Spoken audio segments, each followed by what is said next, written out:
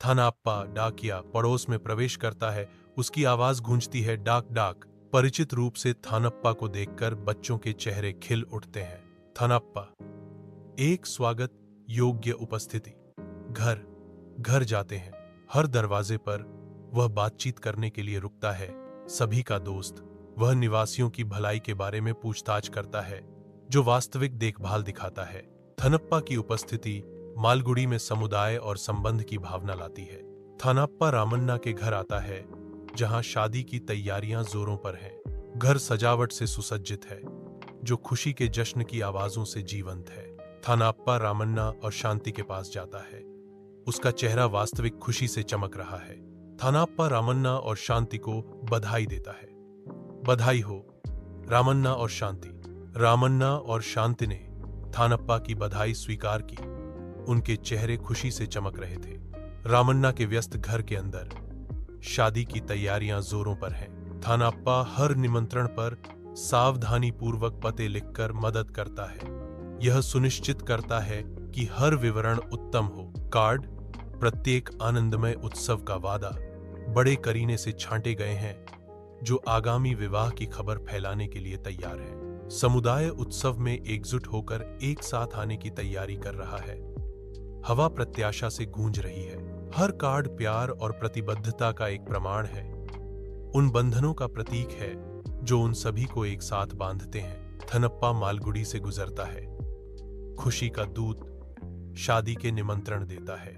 वह एक घर के पास जाता है, खुशी की खबर साझा करने की तैयारी करते हुए। उसका चेहरा प्रत्याशा से चमक रहा है। लोग उसे चाय और नाश्ता देते हैं। मालगुडी में हर घर थानप्पा का गर्मजोशी और स्नेह से स्वागत करता है, आगामी शादी का जश्न मनाते हुए।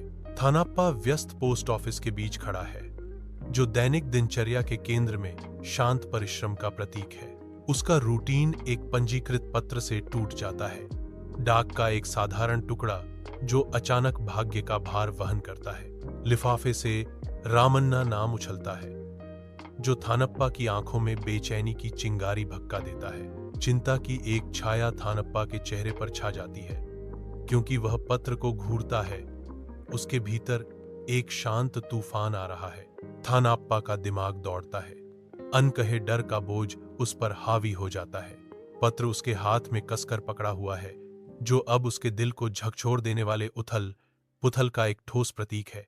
अपने घर की एकांतता में थानप्पा एक भारी विकल्प से जूझ रहा है। उसके कांपते हाथ में एक पत्र पका हुआ है। यह पत्र संभावित व्यवधान का अग्रदूत थानप्पा के विवेक पर भारी पड़ता है। वह नैतिक दुविधा में फंसा हुआ है। कर्तव्य और उसके कार्यों से उत्पन्न हो सकने वाले संभावित दुख के बीच फंसा हुआ है। उसके फैसले का वजन आसन्न शादी की नाजुक शांति को भंग करने की धमकी देता है। थानप्पा को एहसास होता है कि पत्र देने से शादी रुक सकती है और परिवार में दुख आ सकता है। रामन्ना का घर शादी के जश्न की जीवंत ऊर्जा से भर गया है। पड़ोस खुशी से झूम रहा है। उल्लास के बीच थानप्पा आता है। उसकी उपस्थिति आसपास की खुशी के विपरीत है। विवाह की रस्में सामने आती हैं, जो आनंदित भीड़ के सामने बुनी गई परंपरा और आशा का एक ताना बाना है। थानप्पा दूर से उत्सवों को देखता है। उसका मन अनकहे बोझ से भरा हुआ है। हंसी और संगीत हवा में भर जाते हैं। फिर भी थानप्पा अलग थलग रहता है, अपने विचारों में खोया हुआ। शादी जारी है, जो थानप्पा के आंतरिक उथल पुथल के बीच जीवन के उत्सवों की मार्मिक याद दिलाता है। पवित्र मंडप के नीचे शांति और दूल्हा बैठे हैं। समारोह के आगे बढ़ने पर उनके चेहरे शांत हैं। हवा प्राचीन मंत्रों से भरी हुई है। आशीर्वाद शादी के मंडप से गूंज रहे हैं। एक दूरी पर थानप्पा देखता है। उसका दिल दुख और गर्व के मिश्रण से भर जाता है। पवित्र अग्नि जलती है, जो शादी के चेहरों पर नाचने वाली झिलमिलाती छायाएं डालती है। शांति के जीवन के एक नए अध्याय में प्रवेश करते ही थानप्पा की निगाहें नरम पड़ जाती हैं। मंत्र जारी रहते हैं, नवविवाहित जोड़े के लिए आशा और वादे का एक ताना बाना बुनते हुए। विवाह समारोह समाप्त हो जाते हैं, क्योंकि अंतिम मेहमान विदा हो जाते हैं, जो हंसी और खुशी की गूंज छोड़ जाते हैं। शांत परिणाम के बीच रामन्ना थानप्पा की ओर मुड़ता है। उसका चेहरा सच्चे आभार से अंकित है। रामन्ना अपनी धन्यवाद व्यक्त करता है। धन्यवाद थानप्पा। थानप्पा सुनता है, उसका भाव डूबते प्रकाश में अस्पष्ट है। थानप्पा कोई जवाब नहीं देता। थानप्पा रामन्ना के घर के पास जाता है। हवा में आशंका की भावना है। वह रामन्ना को ढूंढता है। उनके बीच अनकहे शब्दों का भार भारी है। थानप्पा गंभीर खबर के साथ चुप्पी तोड़ते हैं। मुझे शादी से पहले एक पंजीकृत पत्र मिला था। जैसे ही वह खुलासा करता है, हवा भारी हो जाती है। इसमें तुम्हारे बड़े भाई की मौत की खबर थी। रामन्ना विनाशकारी खबर को सोख लेता है। उसका संसार अपनी धुरी पर झुक जाता है। अपने घर की धुंधली रोशनी में रामन्ना पत्र पढ़ना शुरू करते हैं। उनका भाव जिज्ञासा से अविश्वास में बदल जाता है। चौंकाने वाला खुलासा उसे जोरदार झटका देता है। उसकी आंखें फैल जाती हैं, जो उसकी हैरानी की गहराई को दर्शाती हैं। उसके हाथ कांपने लगते हैं, जिससे अंदर की अशांति का पता चलता है, क्योंकि संदेश की गंभीरता समझ में आती है। शब्द उसकी आंखों के सामने धुंधले हो जाते हैं। पत्र की सामग्री के भावनात्मक वजन से अभिभूत उसके अंदर गुस्सा और विश्वासघात की भावना दौड़ती है और वह चिल्लाता है, थानप्पा, तुमने मुझे यह पत्र क्यों नहीं दिया? उसकी आवाज कमरे में गूंजती है, दर्द और आरोपण के मिश्रण से भरी हुई है।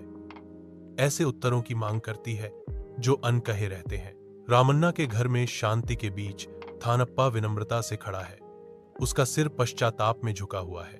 धूल के कण हवा में नाचते हैं, सूर्य की रोशनी से प्रकाशित होते हैं, मानो उसके कार्यों का न्याय कर रहे हों। थानप्पा चुप्पी तोड़ता है। उसका स्वर पछतावे से भरा हुआ है। मैंने तुम्हें पत्र नहीं दिया क्योंकि मैं नहीं चाहता था कि शादी रुके और परिवार दुखी हो। उसका कबूलनामा हवा में लटका हुआ है। गलत इरादों की एक स्पष्ट स्वीकृति। उनके शब्दों का भार जम जाता है, कमरे पर एक छाया डालता है। एक हार्दिक आलिंगन में रामन्ना थानप्पा को पकड़ता है। उसकी आंखें गहरी कृतज्ञता को दर्शाती हैं। रामन्ना की आवाज भावना से कांपती है, क्योंकि वह घोषणा करता है, आपने जो किया है वह मानवता का सबसे बड़ा उदाहरण है। अपनी आवाज में भारीपन के साथ, जो हो सकता था, रामन्ना विलाप करते हैं, अगर पत्र पहले आ जाता तो मेरी बेटी का जीवन छोटा हो जाता। रामन्ना थोड़ा पीछे हटता है। उसकी निगाहें तीव्र हैं, क्योंकि वह थानप्पा को देखता है, उस भारी हण की मौन स्वीकृति जो वह देता है। थानप्पा की आवाज मालगुड़ी पड़ोस में गूंजती है, घोषणा करते हुए, डाक डाक। मालगुड़ी के निवासी थानप्पा को देखते हैं। उनके चेहरे प्रशंसा और गर्मजोशी से चमक रहे हैं। थानप्पा आगे बढ़ता है। डाक डाक की उसकी पुकार नए महत्व के साथ गूंजती है। मालगुड़ी के दिल में थानप्पा संबंध और समुदाय का प्रतीक बन जाता है। थानप्पा रामन्ना के घर की ओर अपनी यात्रा शुरू करता है, जो अनकही प्रत्याशा से भरी है। वह थोड़ी देर के लिए रुकता है, शांति को हार्दिक रूप से स्वीकार करते हुए। शांति, आपको आशीर्वाद। शांति साधारण आभार के साथ जवाब देती है, धन्यवाद। थानप्पा अपनी चाल फिर से शुरू करता है।